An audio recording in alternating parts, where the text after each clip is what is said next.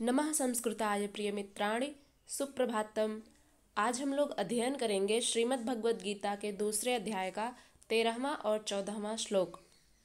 इसके पूर्व हमने 12 श्लोकों तक अध्ययन कर लिया था, जिसमें हमने देखा कि भगवान श्री कृष्ण अर्जुन से कहते हैं कि हे अर्जुन, ना तो ऐसा ही है कि मैं किसी काल में नहीं था, तू नहीं था अथवा ये राजा लोग नहीं थे, और ना ऐसा ही है कि इससे आगे हम सब नहीं रहेंगे। तात्पर्य यह है कि आत्मा अजर और अमर है। आत्मा एक शरीर से निकल करके दूसरे शरीर में प्रविष्ट हो जाती है। तो इसी को समझा रहे थे कृष्ण पिछले श्लोक में। अब आगे देखते हैं कि श्री कृष्ण आगे क्या समझाते हैं अर्जुन को। अगला श्लोक है 13वां। देहिनोऽस्मिन् यथा देहे कौमारं यौवनं जरा तथा देहान्तरप्राप्तिर्धीरस्तत्र न मुह्यति। अर्थात श्री कृष्ण अर्जुन से कहते हैं, देहिनोऽस्मिन् यथा देहे कौमारं यौवनं जरा। देहिनो, इसमें देही है एक शब्द, उसका अर्थ है आत्मा। देहिनो अस्मिन यथा, अस्मिन माने इस, यथा माने जैसे, देहे अर्थात देह में या शरीर में। कौमारम यौवनम जरा, कौमारम अर्थात कौमार्यावस्था, बालपन। यौवनम अर्थात युवावस्था, जरा अर्थात वृद्धावस्था। तथा अर्थात वैसे ही, देहांतर प्राप्ति, देहांतर प्राप्ति देह के बाद, प्राप्ति धीरस्तत्र न मुह्यति। प्राप्ति अर्थात प्राप्ति, धीर अर्थात धीर पुरुष, तत्र माने वहाँ या उस विषय में। अब किस विषय में, इसी श्लोक में हम जानेंगे। तत्र माने वहाँ या उस विषय में, न मुह्यति मोहित नहीं होता। ये रहा शब्दार्थ। अब इसकी व्याख्या देख लेते हैं। श्री कृष्ण कहते हैं, देहिनोऽस्मिन् यथा देहे कौमारं यौवनं जरा तथा देहांतर प्राप्तिर धीरस्तत्र न मुह्यति।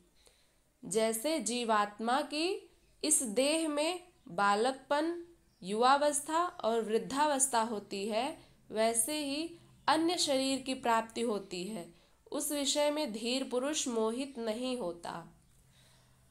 जो धीर पुरुष होते हैं, जो धैर्य को धारण करते हैं, वे इस विषय में कभी भी मोहित चित्त नहीं होते। अभी हमने पिछले श्लोकों में देखा तो उसमें अर्जुन बता रहे थे कि मेरा मन जो है वो भ्रमित सा हो रहा है, वो मोहित हो गया है। अतः इसी विषय में समझाते हुए श्री कृष्ण कहते हैं कि जो धीर पुरुष होते हैं, एक तरह से वो समझा रहे हैं अर्जुन को कि हे अर्जुन, तुम धीर पुरुष हो, और धीर पुरुष इस तरह से बातें नहीं करते हैं जिस प्रकार से तुम बात कर रहे हो। तो जो धीर पुरुष होते हैं वे इस विषय में, क्योंकि वो तो जानते हैं कि आत्मा अजर और अमर है, शरीर नश्वर है, तो एक शरीर से छोड़ करके दूसरे शरीर में प्रविष्ट हो जाती है आत्मा। तो इसी विषय में धीर पुरुष मोहित नहीं होते हैं। जिस प्रकार से जीवात्मा कि इस देह में बालकपन, जैसे जब कोई बच्चा जन्म लेता है तो उसमें जब कोई किसी शरीर को छोड़ करके आत्मा एक बच्चे के अंदर जब प्रविष्ट करती है तो उसका जन्म होता है। उसके बाद वह बालकपन अवस्था में रहता है, बाल्यावस्था होती है, उसके बाद उसकी कौमारावस्था होती है, फिर युवावस्था और वृद्धावस्था। तो इस प्रकार से अवस्थाएं होती हैं। इसी को समझा रहे हैं श्री कृष्ण कि जैसे जीवात्मा की इस देह में बालकपन, युवावस्था, वृद्धावस्था होती है, वैसे ही अन्य शरीर की प्राप्ति होती है। देहांतरप अर्थात देह अर्थात शरीर, अंतरप अर्थात अन्य। देहांतर का तात्पर्य है अन्य शरीर। अगला श्लोक है 14वां। मात्रा स्पर्शास्तु कौन्तेय शीतोष्ण सुख दुःखदाः आगमापायिनो नित्या स्थान तितिक्षस्व भारत। अर्थात श्री कृष्ण अर्जुन से कहते हैं, वे दो नामों से संबोधित करते हैं। अर्जुन का एक अन्य नाम कौन्तेय है, क्योंकि वे कुंती के पुत्र थे, इसलिए उनका नाम कौन्तेय है।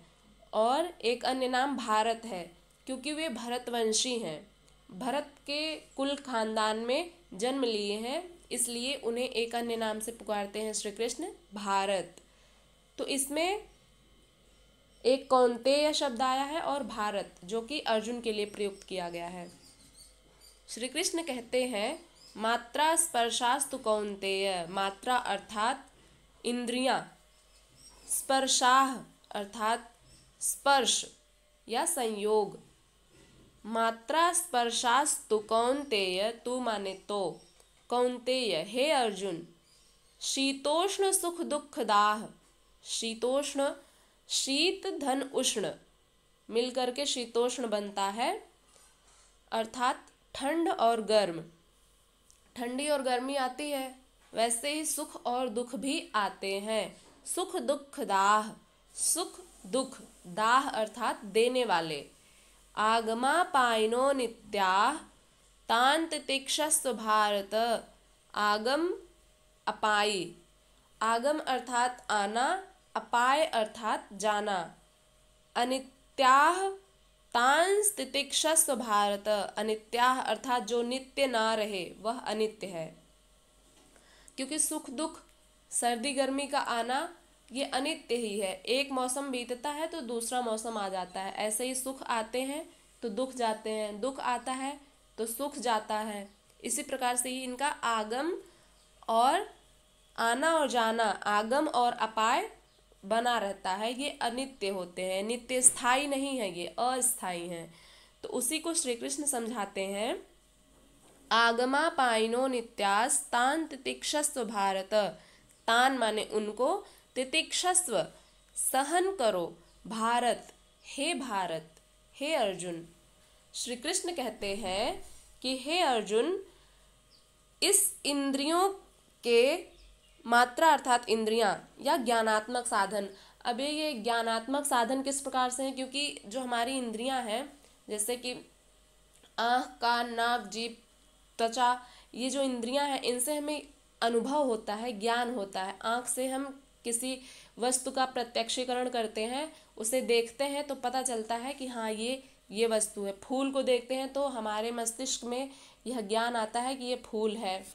किसी व्यक्ति को देखते हैं तो हमें लगता है कि हाँ ये व्यक्ति है। इसी प्रकार से हमें चक्षुरेंद्रिय से ज्ञान प्राप्त होता है। इसी प्रकार से त्वचा है, त्वचा पे अगर कोई ठंडी वस्तु रख दी जाए तो हमें, हमारे मस्तिष्क में यह ज्ञान आता है कि यह ठंडी वस्तु है, क्योंकि हमें त्वचा के स्पर्श से पता चला।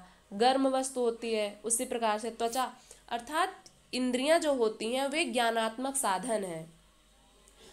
कानों से हम अच्छे वचन सुनते हैं, गीत सुनते हैं तो हमें अच्छा लगता है। इसी प्रकार से हमारी जितनी भी ज्ञानेंद्रियां हैं, इन्हें ज्ञानेंद्रियां भी कहते हैं।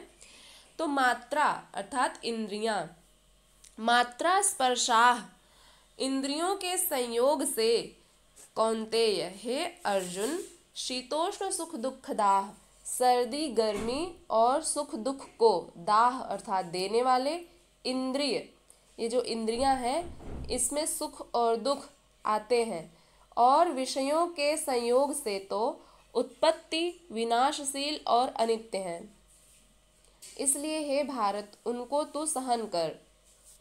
यहाँ पर अर्जुन को समझाते हुए श्री कृष्ण कहते हैं कि सुख और दुख तो आते रहते हैं। ये जो हमारी इंद्रियां हैं ये सुख और दुख को देने वाली हैं। सर्दी गर्मी आती रहती है जिस प्रकार से, उसी प्रकार से जीवन में सुख दुख भी आता रहता है।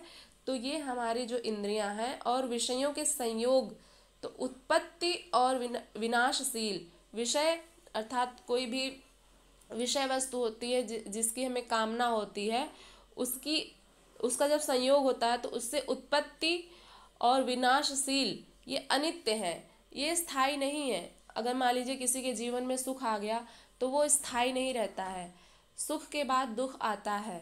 उसी प्रकार से जैसे दिन है तो दिन स्थायी नहीं रहता है, जब सूर्यास्त हो जाता है तो रात हो जाती है, फिर जब सूर्योदय होता है तो दिन हो जाता है और रात समाप्त हो जाती है। इसी प्रकार से दिन और रात, सर्दी गर्मी, सुख दुख, ये सब हमारे जीवन के आयाम हैं। इनका आना और जाना ये लगा रहता है। इसलिए तान तितिक्षस्व भारत, तान माने उनको, तितिक्षस्व माने सहन करो, भारत माने हे अर्जुन। श्री कृष्ण कहते हैं हे अर्जुन, इसलिए ये क्योंकि ये अस्थाई नहीं है, ये अनित्य हैं, आते जाते रहते हैं, इसलिए हे अर्जुन तुम उनको सहन करो।